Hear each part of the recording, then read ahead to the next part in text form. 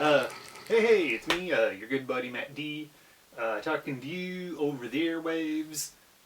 Today we are going to be inking this guy or girl. It appears to be some sort of Shrieker, which is a walking mushroom that shrieks, courtesy of Advanced Dungeons and/or Dragons. This is gonna be a longer one, so let's get to work. Also have my coffee, also important. Hey gang, welcome back. Hopefully you are soaking in all of that sweet pencil drawing because I did not get a establishing shot, but yeah, just so you can get an idea of what I'm working with. And then boom, first step for me is always ink those sides. Not always, but in this one I'm going to ink those sides. But ink those sides so I can get that bootleg Instagram effect that I love so well. And then it's, as I've said before, just trying to get into it. What is getting into it? And I'm not going to lie, this was a hard one to get into. Boom, love that. Got to use my 0.8. I'll get back to 0.8s and 0.3s in a minute here. But this was a really, real hard one to get into because I didn't, there's a lot of things, like a lot of actual little objects in this one because one thing I wanted to do, in a previous drawing, I did a Will-O-Wisp and I drew Spanish moss very poorly. And the Spanish moss really came across as vines, like old, forest vines you might see on Tarzan. But in this one, I really kind of wanted to nail Spanish moss. This one, I'm kind of going for Spanish moss. But also notice, like, I'm just zipping around and not committing to anything. Like even his poison whiskers, his as if why am I being so gender specific on this Shrieker? But on its, kind of mustache whiskers there, I notice I don't even commit to them because I'm not even exactly sure on what it's going to do. I think in a previous video, I mentioned inking as kind of fancy pants tracing. And in this case, it really is not because I'm doing a lot of legwork in the inking portion. Like even this part right here, I know that the Shrieker, it is going to emit some sort of life irradiation. Again, in my bootleg kind of Instagram effect, which notice as I'm kind of zipping around, notice as I'm kind of through the whole video as I slowly implement that. But I know as just a life force, this thing is going to kind of emit some sort of loose irradiation, right? A glow, so it can kind of pop out. Is my thinking, but I don't know how much of that's going to be. Like, is it going to be a hard holding line? So it's going to be more comic book or more graphic, or is it going to be more natural, right? So you don't know I'm going to do it. Now, spoiler alert, I'm probably going to leave it so you don't know I'm going to do it, but I'm not 100% committed to that yet because I have ideas in my head, like very strong ideas in my head when I start this drawing, but I can tell you many things happen that totally derail that process.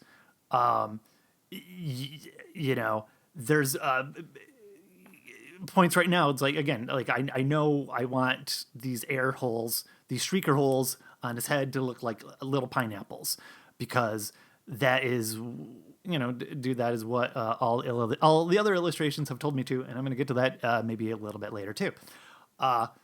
But there's so many of these decisions I'm really making up on the fly. Like I'm only now beginning to really commit to that kind of beard or mustache that the Shrieker has. And some of that is even because I think it's kind of poison.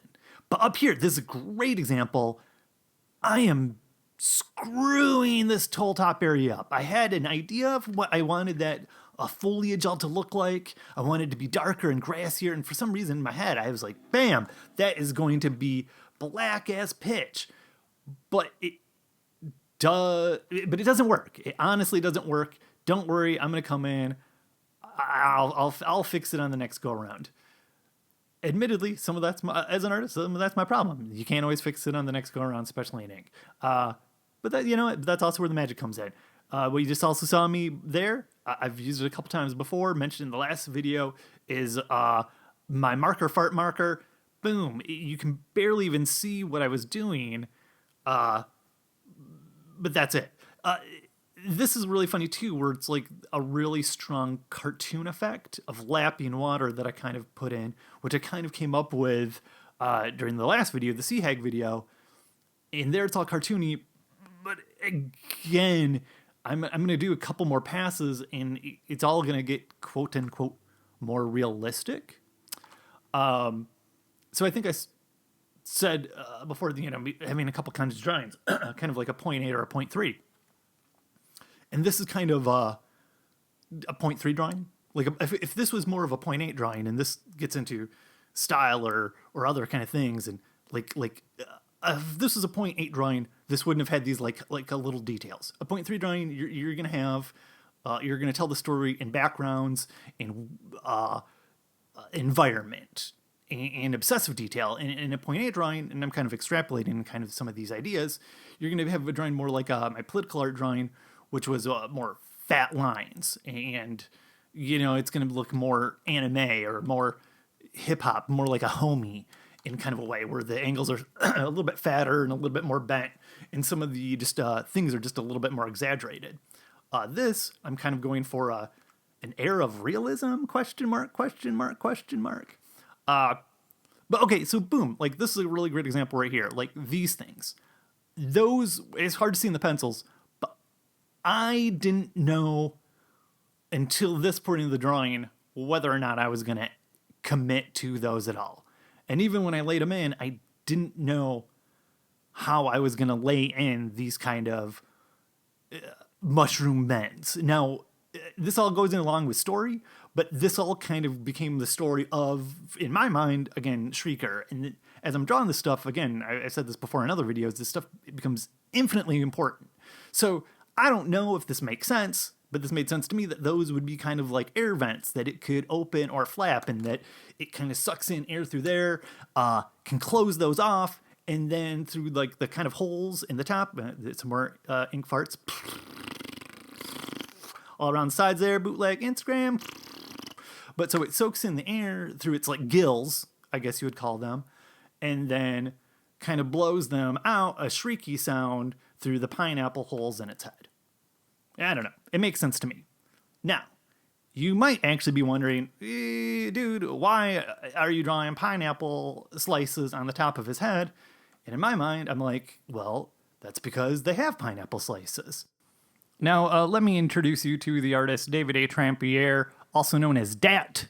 Dat artist is right there in the corner. That's his Shrieker. And dude, that's the one that's incepting my brain in this illustration. He's incepting my brain in a whole bunch of this D&D illustrations I'm doing. In the Monster Manual, in particular, he was the man. If there is a good one, there's a lot of clunkers in there, but if there's something really fascinating, a lot of weird illustration styles. Oh, look, and there's a comic he did for Dragon Magazine, Wormy, which ran for a zillion years. And okay, and then Dad just walked off. Okay, let me just contextualize what a great illustrator he was as you watch me kind of just fiddle in some extraneous details. So he drew a Shrieker that defined Shrieker. He drew many creatures in the Monster Manual, but think about this. What other Shriekers was this guy looking at?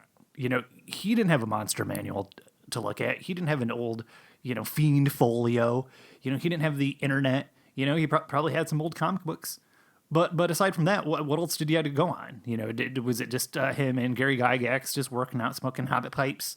And Gary's just like, yeah, man, it's this 3-foot mushroom with pineapples on his head, and it's right, like that's all he has to go on. And so you can see, like, I saw it one time. I actually had to stop looking at his illustration so I could make my own. Right? Like already I'm borrowing so many things from him, and like the things where I had to deviate was like, dude, I can't put a guy in the background. Like it's almost your first instinct, right? That tells the story of what this thing is. So it was like, oh God, what do I have? right? So then I did have to go to Gary's description of the thing and be like, okay, well, he is subterranean, but also swamp life. Like, right, he's like a favorite food by a shambling mound, so I can put him in a swamp area, but then also put a cave in the background and make him more like a Yoda, right? So I'll fatten him up and I'll get more into his fingers, right? Like the mobileness of him, right? I'll think more about like the nubs that Dat guy drew. I understood them as feet, but I tried to think it out just a little bit more. Like I added the gills and I had to think of a way for why mine actually could shriek. Oh, and boom, like I'd mentioned before, how I was ruining it in the corner. Yeah, boom, watch me ruin it just a little bit more. It's not bad because there's just so much there, but it isn't exactly what I wanted, right? And just gets to a point where I eventually had to succeed to the understanding that that is just going to be a mushy area of dark blackness that's just going to recede in the background, and hopefully we'll just push that so far in the back that stuff and vines and leaves and I don't know, man, that's good enough, right? But yeah, just to get along to Dat, like dude, he figured all this out in an era when you couldn't. How bitter are you? I mean, every drawing of a Shrieker is going to be based off his drawings in some way or another for the last 30 years. Like if you think my drawings like kick butt and like, man, I'm going to draw Shrieker just like my good buddy Matt, dude, you're just going to be doing a kick-ass Shrieker just like that. Anyway, he walked off. He disappeared, became a cabbie. His life is super tragic. I recommend you look it up. Yeah, it's a real bummer, actually. Art's a bummer. But anyway, as you can see, I am getting closer to the end. A lot of it is now just crazy details, right? As I had mentioned in the very beginning, all this non-commitment and slowly figuring it out, I'm now making these decisions at the end. And really, I mean, that's a large part of art making. I mean, what is art making, right? Maybe that's the eternal question. And art making is just simply decision making, right? I had to pull the trigger sometime, and how you pull the trigger is maybe how you make that art, right? Like I noodle around. I'm an indecisive person a little bit. I suffer from analysis paralysis, but then I often just pull the trigger in bursts. And you can kind of see that in my artwork, right? I'm kind of noodling around, but eventually I have to make the decision of what is Spanish moss and what are the limbs look like and what is burrowing into the ground. What do these leaves do, right? And have to make the decisions on light and shadow and et cetera, et cetera. And as you can see, always circling around. This was also kind of a funny piece too, where it didn't look done or it didn't look like radical or completed or overworked or et cetera, until almost right now when it does, when you're like, holy Toledo, there's a lot up in here. There is a lot of little details. And right now, all I'm doing is, again, adding this little bit of sauce at the end, just giving the Shrieker now a little bit more detail, because now I first blew the back with the detail. Again, you could see the push and force through the whole thing if you just were watching instead of listening to me blather on. But again, this is the third pass on the kind of mustache, right? Because now I'm finally at this point to be like, no, this is how thick the mustache has to be, right? I'm getting in all these little details. Before it was more than enough, but now you just need to fill in all those blank spots, right? It's like, now I have to make the cave look like a cave, right? And in previous drawings, I've used dots to establish rock. My final details, as you see, boom, adding in that magic pencil to give that silver shine. Notice this too. I feel like he needs a little bit of something, right? But what is texture of a mushroom? And I totally screwed up. I have to go back in with whiteout. Almost all of them, I have to go back in and either scrape some ink off with either an X-Acto, scrape off method or whatever it's called. But sometimes just a little blop of whiteout is literally in almost all of them. Sometimes, and I'll be honest, sometimes I use that as an effect to extra pop things out. But normally, you just kind of want to keep that in the shadows. That's just a secret between you and me. Don't tell anybody else. But yeah, just, again, slowly zooming around the edges.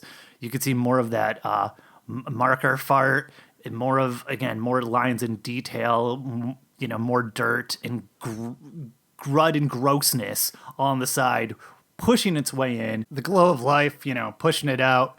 The dirt, kind of pushing it all back in. It's a story as old as time. And there you have it.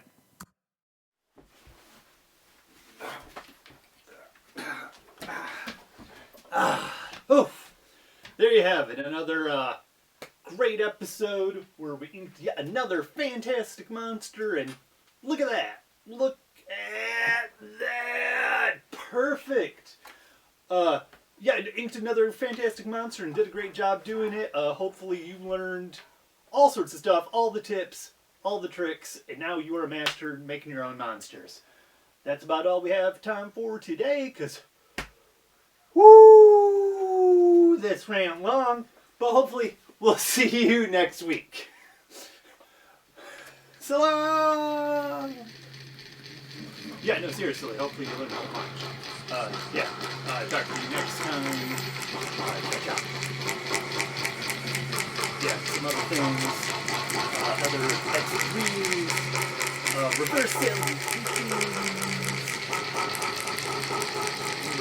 teachings.